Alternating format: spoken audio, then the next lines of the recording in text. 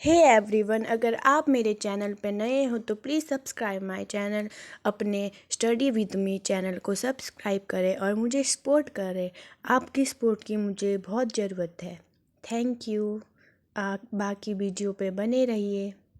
Hey guys, जैसे कि मैंने कहा था कि मैं बीए थर्ड ईयर की सीरीज़ शुरू करने जा रही हूँ, तो मैं आपके सामने आज समकालीन विश्व इतिहास के कुछ इम्पोर्टेंट क्वेश्चन को डिस्कस करूँगी।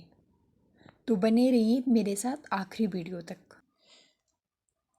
तो सबसे पहले बात करेंगे हम समकालीन इतिहास क्या है और इसका महत्व स्पष्ट कीजिए। तो समकालीन इतिहास ये ऐसा इतिहास होता है जिसको इतिहासकारों ने खुद अपनी आंखों से देखा या भोगा होता है।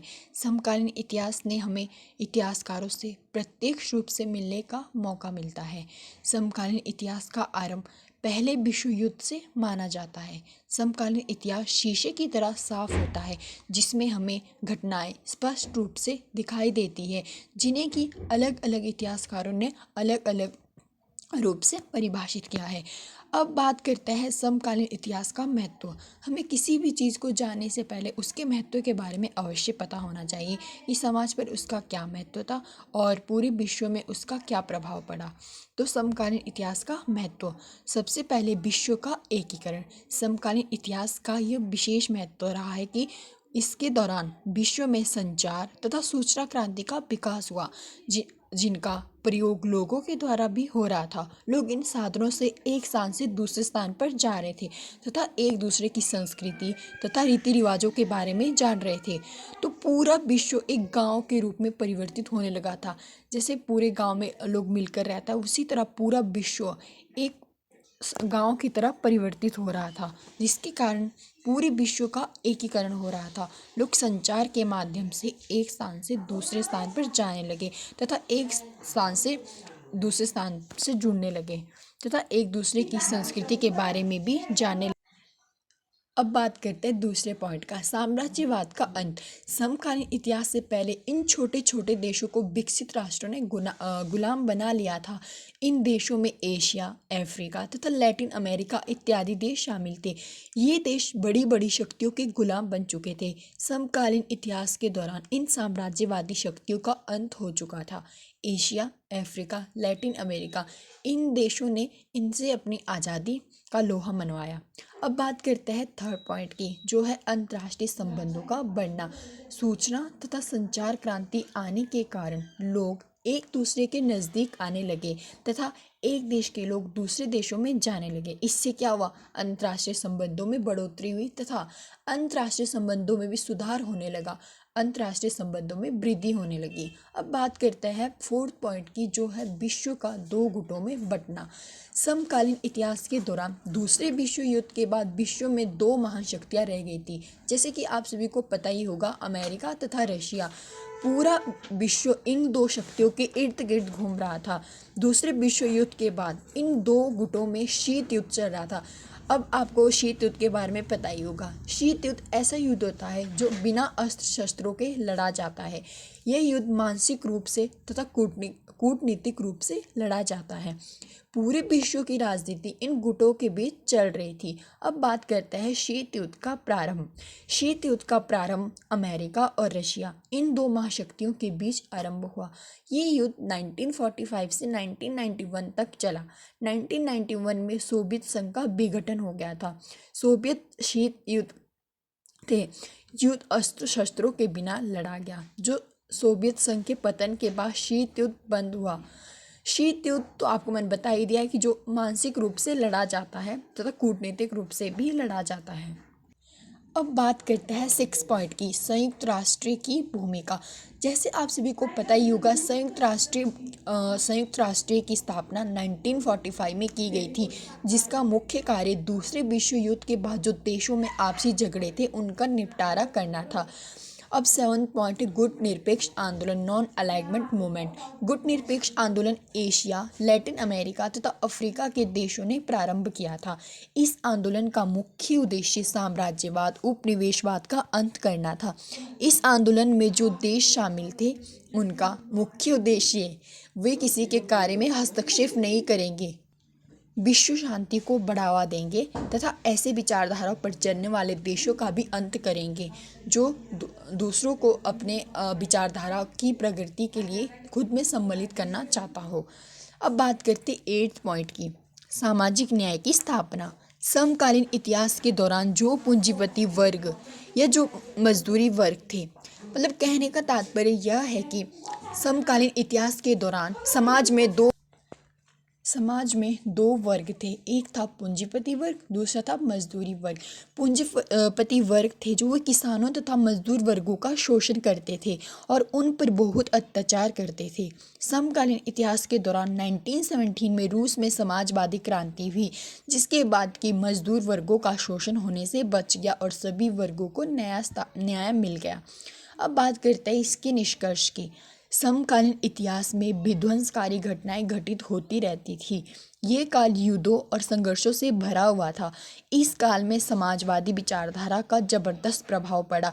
वहीं दूसरी ओर समाजवाद तथा उपनिवेशवाद का स्तर विश्व स्तर पर ह्रास हुआ।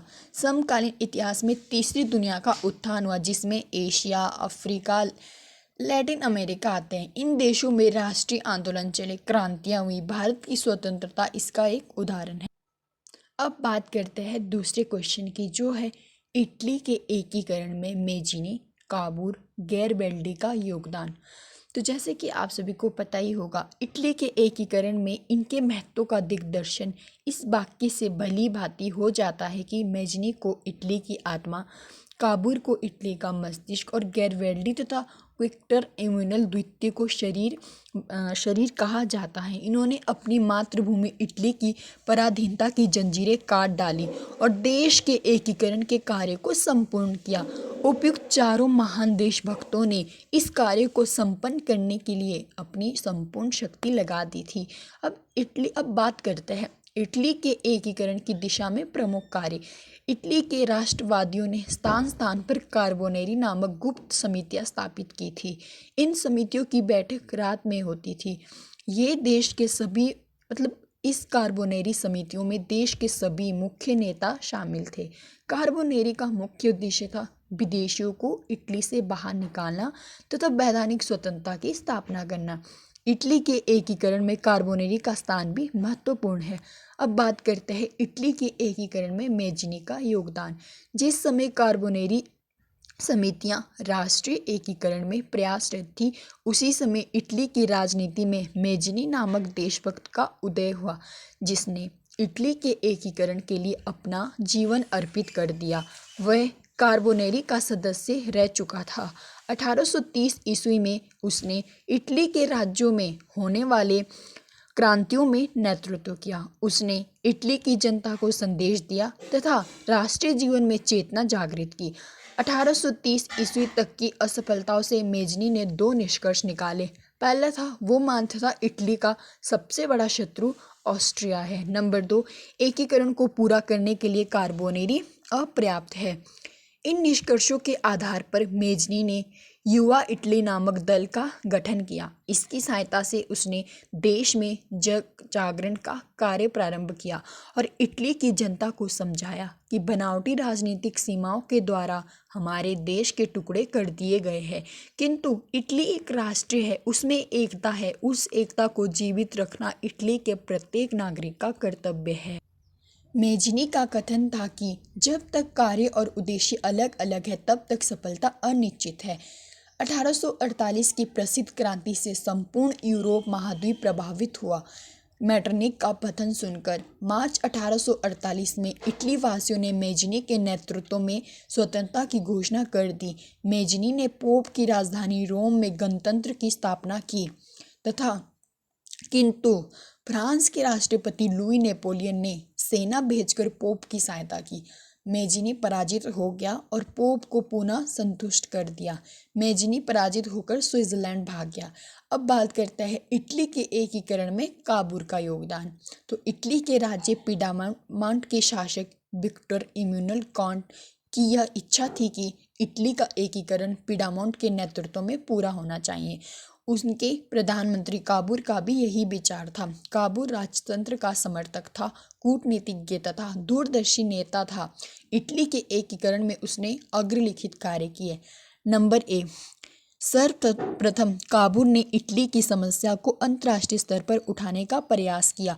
क्रीमिया के युद्ध में उसे ये अवसर प्राप्त हो गया था। क्रीमिया का युद्ध टर्की की समस्या और चर्च के प्रश्न से संबंधित था। इटली ना तो रूस का शत्रु था और ना इंग्लैंड का और ना फ्रांस का। फिर भी काबूल ने इस युद्ध में इंग्लैंड, फ्रांस, टर्की के समर्थन में अपनी सेना भेजकर महान दूरदर्शिता का परिचय दिया। इससे काबूल को इटली, फ्रांस, इंग्लैंड जैसे बड़े देशों की सहानुभूति प्राप्त हो गई। यही काबूल का उद्देश्य था। अब बात करते हैं सेकंड पॉइंट की। तो सन 1858 में ऑस्ट्रिया व पीडामाउंट के मध्य युद्ध प्रारंभ हो गया था। नेपोलियन तृतीय ने अपनी सेना को पीडामाउंट की सहायता के लिए भेज दिया। युद्ध में ऑस्ट्रिया की पराजय हुई और लोवांडी का प्रदेश ऑस्ट्रिया से छिन गया। अब बात करते हैं थर्ड पॉइंट की। मध्य इटली के परमा, मोडिना, टुस्क ने राज्यों की जनता ने पीडामाउंट के साथ रहने की इच्छा प्रकट की। काबूल के प्रयासों के फलस्वरूप मार्च 1850 में इन राज्यों का जनमत कराया। बहुमत के आधार पर राज्यों का एकीकरण करते उत्तर मध्य इटली का निर्माण। दुर्भाग्यवश 6 जून 1861 को काबूल की मृत्यु हो गई। उसकी मृत्यु के समय वेनेशिया और रोम को छोड़कर शेष संपूर्ण इटली का एकीकरण हो चुका था।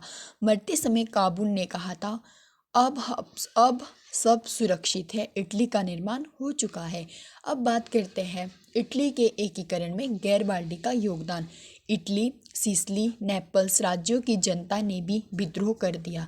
गैरबाल्डी नामक नाविक योद्धा ने अपनी लाल कुर्ती सेना के साथ वहां की जनता का पूरा सहयोग किया। फलस्वरूप उक्त दोनों राज्य को भी इटली में मिला दिया। उक्त मतलब राज्य को भी। अब बात करते हैं इसके निष्कर्ष की। तो इस प्रकार इटली के एकीकरण में मेजिनी, काबूल, गैरबाल्डी का महत्वपूर्ण योगदान है। मेजिनी ने युवा नामक दल बनाकर इटली में जन जागरण से लोगों को जागृत किया। वहीं दूसरी ओर काबूल ने भी इटली की समस्याओं को अंतर्राष्ट्रीय स्तर पर बड़े बड़े राष्ट्रों का ध्यान आकर्षित किया। गैरबाल्डी ने अपनी लाल कुर्ती सेना के साथ मिलकर इटली की जनता का पूर्ण सहयोग दिया। इस प्रकार इन तीनों का इटली के एकीकरण में उल्लेखनीय योगदान है।